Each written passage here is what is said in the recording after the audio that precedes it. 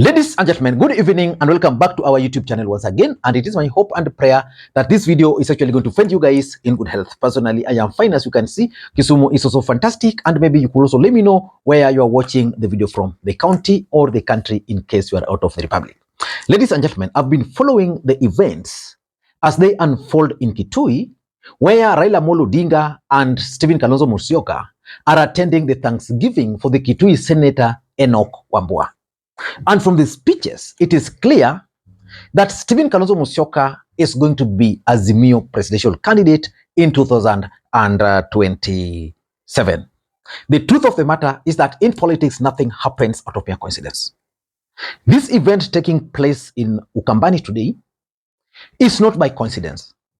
And tomorrow, the entire Azimio brigades will also go to Bondo, where Kalonzo Musyoka is going to be the chief guest. So I paid very close attention to the speech by Kalonzo Musyoka. Just listen to it. Kesho, mimi nimealikwa kama mgeni wa heshima kushuhudia birthday ya 80th birthday. Sio ya baba Raila, ya ndugu yake mkubwa Dr. Uhuru Odinga. Sasa tumeamua tunabeba asali yote ya Kitui tunakuja naye. Kesho tunakuja na asali, tutakuja, viongozi watakuja. I think barabara zote zitaelekea Bondo kesho. Wangapi wataniunga mkono tuende huko? Wangapi wako tayari kwenda? Step out nione wale wako karibu kwenda. Okay. Uko tayari? Safari inaanza sasa basi. Tukimaliza hata Kalonzo Defense Forces. KDF. Ukimwona jamaa KDF anataka maombi, but is very strong mentally. So we are going there kusherehekea vile Mungu amekuwa mwaminifu kwa ndugu Oburu, ndugu yake Raila, na vile amemshika Raila mkono miaka hiyo. You know, if you don't have the support of the family, we always manage, and we want to go and thank God for our brother tomorrow. And then he invited Raila Odinga. Again, pay very close attention to what Raila Odinga is trying to say here. Kwa tunashukuru na tumefurahi sana. Sasa nyinyi mmefika hapa, mpaka nitoe shukrani kwenu kwa kujitokeza mwaka jana na kupiga sisi kura Azimio kwa fujo kabisa. Nasema asanteni sana tena. Shukrani sana kwa yale ambayo mlifanya.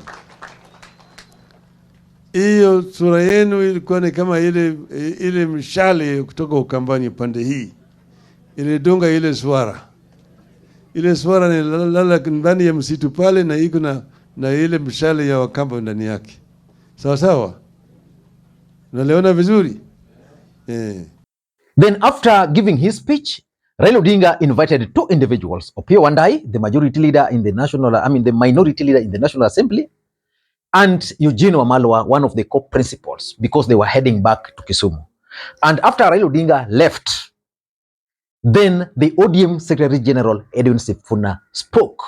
And in my view, Edwin Sifuna is the one who delivered Raila Odinga's message to Kalonzo Musyoka. And I'm sure Kalonzo Musyoka today is going to sleep with his shoes on. Edwin Sifuna is not your ordinary senator. He's the super senator, the senator for Nairobi.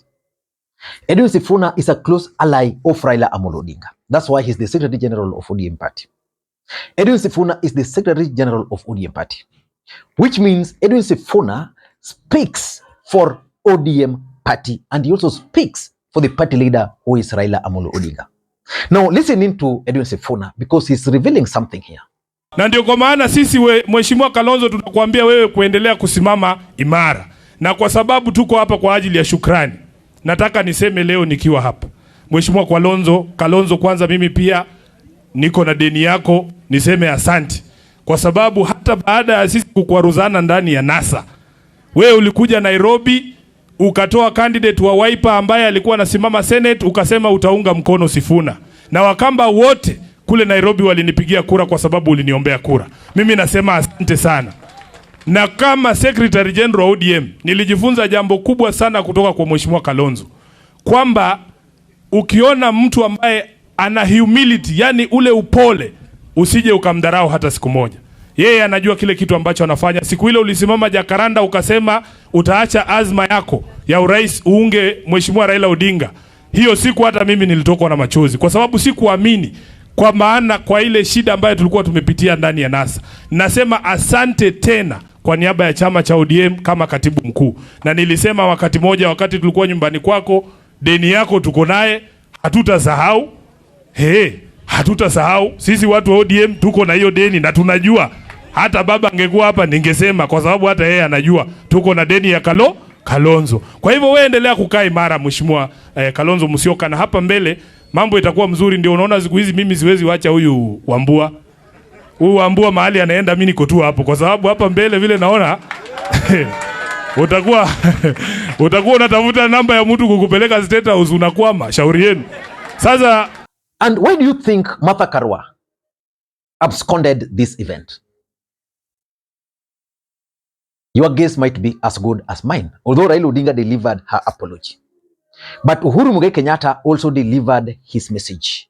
Raila Odinga also delivered Uhuru Kenyatta's greetings during the event. But several questions should be asked. So in this video, I want us to do a critical analysis about the possibility of Stephen Kalonzo Musyoka as the Azimio presidential candidate. Before we do that, for those who are watching this channel for the first time, please take a second or two. Click that subscribe button so that next time we produce a video like this, YouTube will automatically notify you. And to the subscribers, I want to continue thanking you guys for your continued support, because without that support, this channel cannot be where it is. Ladies and gentlemen, let us ask ourselves some 4 questions, because I want us to look at why probably Raila Odinga is opting for Kalonzo Musyoka. Number 1, can Stephen Kalonzo Musyoka stage a serious presidential bid? Because running for the presidency is not a joke. And if you are running against William Ruto, who is the president of the Republic of Kenya for that matter, then it's a serious business. Can Kalonzo Musyoka stage a serious presidential bid in the Republic of Kenya? Let me know what you think. Because for me, that's a very big challenge. Sometimes back, I think when Mutula Kilonzo Jr. died, and we were going for the by-election where Mutula Kilonzo Jr. was the candidate. I remember initially it was supposed to be Kathy. Then we went around that constituency, and I was shocked that Wiper was not well organized. In fact, that's what I've been telling people, that the way Wiper was not, because we were conducting voter protection. That time we were youths, real ODM youths, going around, grabbing people left, right, and center. Those times, we would go to places and we'll realize that time it was Jubilee trying to rig the votes. Yeah. Wiper did not even have agents in most places. Can Stephen Kalonzo Musyoka stage a serious bid? The second question, can Stephen Kalonzo Musyoka raise enough money for his bid? Of course, I know there are several canvassers who are billionaires, and of course, I know there are people with money around here who will just be waiting. So if Kalonzo Musyoka is given the ticket, they'll be able to fund that ticket. But can he really raise enough money? Because I know as at now, actually, Azimio is being funded mostly by Raila Odinga. I'm not sure whether Kalonzo will be able to get that. But people like Sonko, several billionaires, the Makindu Motors guys, those guys can fund him. But he must work extra hard. The third question which I wanted to ask here, if Raila Odinga failed, can Kalonzo Musyoka succeed? Is there anything that Kalonzo Musyoka can actually do differently from Raila Odinga? I'm asking those questions, but I'm not getting answer myself. Maybe you could help me get the answers. But why do you think Raila Odinga would kind of endorse Kalonzo Musyoka? Of course, he was in Ukambani, and those statements were meant. Raila Odinga never spoke those words himself. But Edwin Sifuna, who is the ODM Secretary General, kind of spoke those words. Why would they go for Kalonzo? Number 1, I think, is because of Kalonzo Musyoka's loyalty. If there's one individual who has stuck with Raila Odinga against all odds, that individual is none other than Stephen Kalonzo Musyoka. That is the honest truth. He stood with Raila Odinga in 2013. He stood with Raila Odinga in 2017.